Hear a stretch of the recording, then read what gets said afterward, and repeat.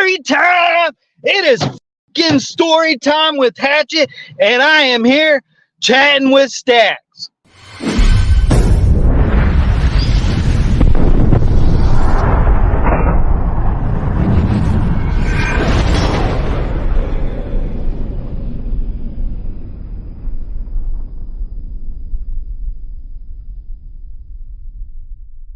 Welcome to this episode of Chatting with Staxx. I'm your host, Bill Staxx, and today I got Hatchet. I was like, why didn't you stab him? Like, you just cut your own arm? So I've seen a lot of children abused. I know a lot of them that died in foster care. And see, I was a lucky one. I had a really good caseworker. I had my caseworker since I was 18 months old all the way up till I was 18. Oh, so same caseworker. Same caseworker stuck with you through everything almost. Yep, I have an attachment disorder. Like, a lot of people don't know. Like, when I get attached to somebody, I'm attached to them for life. Like, a lot of people have the opposite disorder. They don't want to be around nobody. They detach from life. I call every one of my foster dad's dad. I call every one of my foster mom's mom, aunt, uncles, cousins. So if I was there long enough and they imprinted on me, or I imprinted on them, I will call them mom, dad, everything. Like the founder of our organization, I call Pops. I call his wife Mom. It's a family to me. So when something happens to your family, like a normal person can shut it off, I can't. It takes a long time for me to just walk away from, fighting. It really does. Your life was chaotic before you went into the foster care system, right? Yep. So my mom was. You remember a lot of it? Yeah. You remember? The one thing that I used to watch, because right across the street from the strip club, Cat Strip Club on Colfax, there's an apartment building. I used to watch my mom. She'd walk into there, and then I'd watch her come out, and I'd be staring out the window. And I watched her get in a car, and like 3 days later, my mom would come home.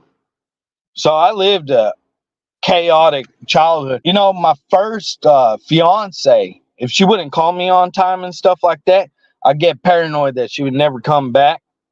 And I had to let all that stuff go. And I finally did when I was got with my third wife. I was really controlling over women because of that.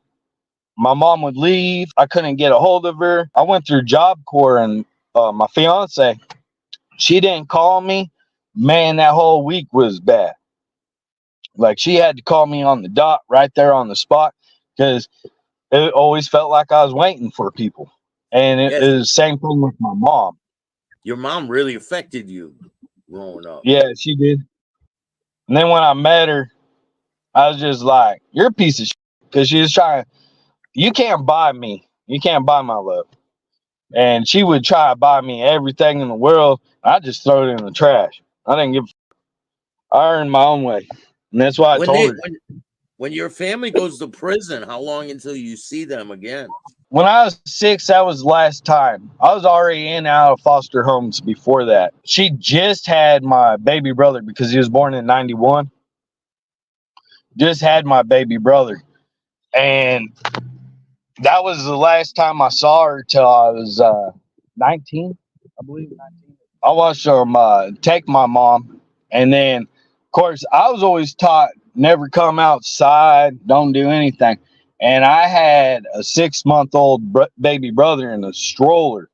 He was stuck in the stroller. And he almost died. And I'm trying to keep him quiet, not to make noise, because I didn't know who took my mom. I mean, I was just a little guy. So I ended up crawling out of our window, and our neighbors had their window open. All I was doing was go to their fridge, steal some food, and I crawled in, and a Rottweiler got a hold of me. And when that Rottweiler bit down on my arm, I yanked it back, and he gnawed me a little bit. He got me a couple times, and then he released. And the only way that they found me is the lady that lived there. That day when she got off work, she followed the blood trail, because it was just nothing but pure blood coming out of me. That's how I ended up in foster care. How long did they keep you with your brother? So the first foster home they didn't keep me with because he come out and he needed a lot of attention, and he was actually really good in that foster home. And then I think it was about a year later they put him in the same foster home with me, and then they put me on Wednesday Child. And Wednesday Child is like a horse show for foster kids. And that's how I believe, and that's how I felt. So they put me on TV. That's how I met my foster parents. They saw me on TV and they're like, oh, we want to adopt these kids. Because So Wednesday they Child. dress you up? Do they like dress you up and put you in front of a camera? Yep. They put you all in all new clothes and they put you in camera. And like being a foster kid and going through that, because I went through that twice. So everybody back in the day, you only had a certain amount of channels. So everybody watched the news. So everybody knew that I was a foster kid. And then it caused so many fights because of it. Oh, you don't have a daddy. Whack! I'd hit somebody. You don't have a mommy. It was chaotic. So they dressed me up, put me in front of the camera, broadcast it all the way across Colorado. And that's how my foster parents saw me. And they tried to adopt me. And they ended up adopting my little baby brother. And that's the reason why my foster dad and my foster mom were so adamant about always staying in my life to try and keep me and my brothers together. And I have two other brothers. And my foster dad, because he was a private investigator, he looked for my foster brothers and actually put me in the same school so that I was connected. Because my biological mother kept on finding us at school, I ended up losing the ability to see my brother. My other two brothers, Daniel and Jake, one of them ended up dying of colon cancer before I was even able to re-meet him. Damn, that sucks, man. I'm sorry for your loss. Thank you. So what would your mother come there and say? Like, would she? Oh, she kidnapped me one time. Like, she straight took me out of church. Walk me through that. So I was sitting there at church, and I know my mom. So I was sitting there at church, and I happened to turn my head on, see my mom, and she's like, come on. And I went straight with her. We're gone. I mean, I was gone about a week, and they recaught her. And that's the last time that she went to prison. But I was sitting there, and in a group home, I convinced a bunch of other guys. I was like, hey, man, let's go find my mom. My mom will take care of us. So we grabbed the white pages and the yellow pages, and we're looking up every Janice Summers in Colorado. And they gave us a bus ticket. So for like 6-7 months, I was just going to random people's houses. And you know that book, Are You My Mom, The Little Ugly Duckling? That's how I felt. I would sit there and I would wait till they showed up. And then all these random people were like, no, son, I'm not yours. You're not mine. And I almost convinced this one lady that I was hers. I was like, I have two baby brothers just like you. And she was all spun out. She's like, you could be mine. Wow. Yeah, so I lived a hectic. Yeah, you're thinking that your mom's going to take care of everybody in the house. Yep. Take them with and you. So, yep. And I'd get like little clicks over here. And I really got into ICP because all these kids were foster kids that listened to ICP in the 90s and 2000s. So we're all looking for a home. And ICP just brought it along. Nowadays, I'm like, what the is going on with these guys? No, you don't even know. Now it's huge. It's like almost segregated as a gang in some states, right? Yeah. So out in Colorado, like all the street kids were either Juggalos or Eminem fans, and we actually beat the living shit out of each other. You'd find out he was an Eminem fan. We're beating the living dog shit out of you, right? And all these foster kids, when you hit 18, they just dump you. At 18 years old, that's the reason why I left Colorado. 18 years old, all my friends from group homes and all that, we all lived on 16th Street Mall, all homeless. So we had our own little clique going on. We actually ended up moving to Nebraska, and that was probably the worst thing for Nebraska because we all joined the carny. So we traveled around that year, and we landed in Nebraska, and that's where we stayed. 13 of us, and we tore that town to. They ended up getting their own gang task force. Like every other day, one of us was going into jail for assault. You get a bunch of Colorado kids and you just drop them in a random town, it's over. Some Bible Belt town, right? It's completely over. Definitely the ones like I was at my cousin's birthday party, and he was a Crip. We're sitting there, and his cousin, I don't know what was in his head, but he was wearing a red hat. He bought his cousin a shotgun, and it wasn't in the box; it was hanging out. And he knocks on the door, and my cousin, he stands up, walks over there, sees a red hat through the peephole, opens it up, pulls his gun underneath his own cousin's jaw, bam, shot him, killed him, closed the door like it was nothing. He's like, cops will be here in about 10 minutes. And so we're drinking, just kicking it. And I was about 16, no, I was 17 because I just got out. I'm drinking, and all of a sudden cops are knocking at the door, and he walks out. He's like, yeah, fucking slob. And he spits on him, right? Wow. Well, his mom comes running down there, and they removed the hat. He killed his own cousin. It tore that family all apart over a hat. Was that in Colorado? Yep, that was in Colorado. A lot of gang stuff out there in Colorado, huh? Yeah, gangs. So I blame it really on Tupac, a bunch of white people, and Biggie. A bunch of white people want to be gang members, and they running with black sets. You know, you mix those cultures together, everybody's trying to impress somebody. Either this guy's trying to impress this guy, or this guy's trying to impress something. And it like tore down all the organizations.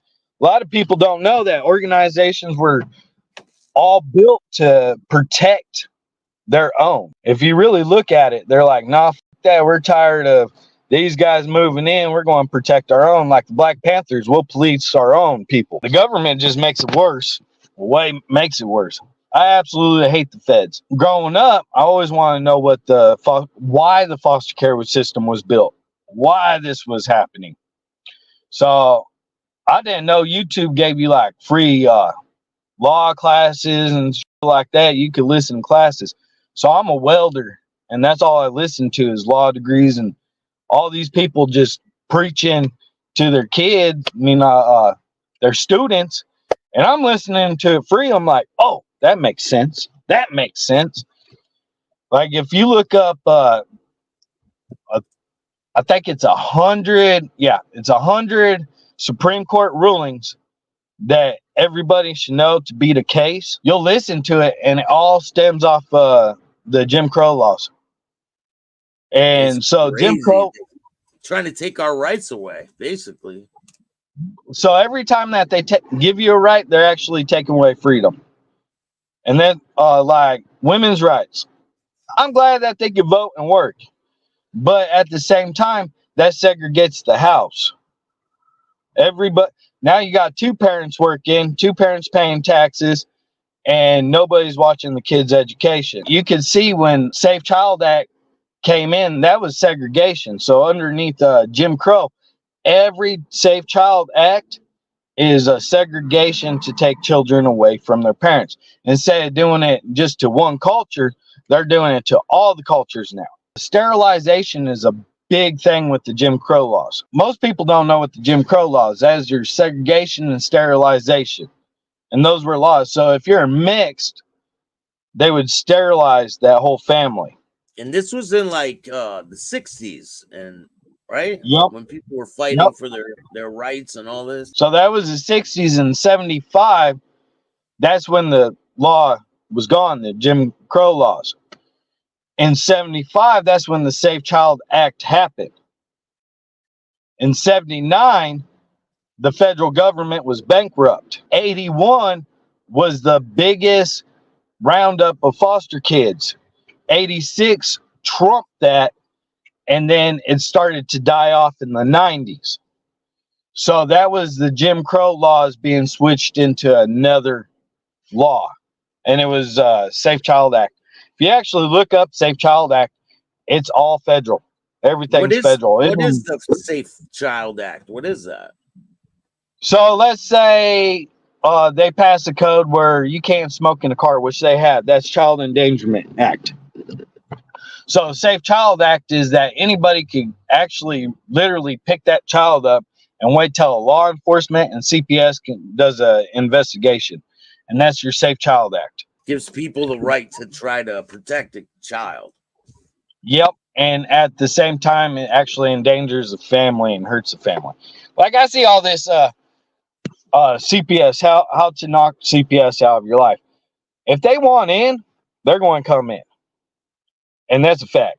Like, and the reason why that they pulled sheriffs, you'll see a lot of them with the sheriffs, is because the sheriff is the elective personnel.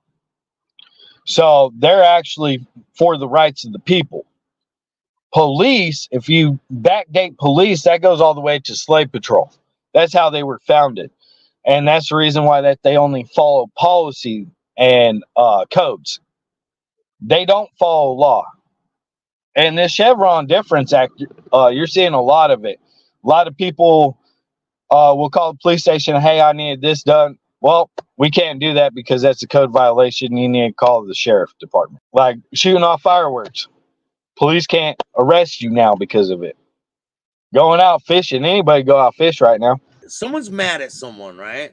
All they got to do is call up, say, oh, their kid's in danger, blah, blah, blah. And they'll come and investigate it. They'll go inside your home. And you have the rights, basically. Yep. Anybody can call the law on anybody over a child. And see, sheriffs have to act on that. Even there's some things like if it is a family code, welfare check. If it's a welfare check, it's by the police. And that's actually underneath child safety and elderly safety. So say a teacher smells cigarette smoke on a child. And I've actually seen this done a lot. The teacher will call a welfare check, but they'll call CPS. CPS will bring out a sheriff. They'll go through it. But if it's emergency, they'll call the police station. Police station will come out and do a welfare check. Bruises, right? Have you seen this a lot where kids getting abused and they got bruises and they bring the police in to investigate it? Yep. And so back in the 90s and early 2000s, bruises on kids were a common thing. So they wouldn't believe the child. So they changed some laws where it's automatically they believe the child. And that's because, a lot of children were getting hurt in foster homes and they couldn't figure it out. Oh, well, this parent, it was too late. So they weren't doing proper investigations. People who run the foster home, have you ever seen them abuse the kids? Oh, yeah. So I actually have a red mark on my eye. That was a bullwhip that came across my neck and smacked me in the eye.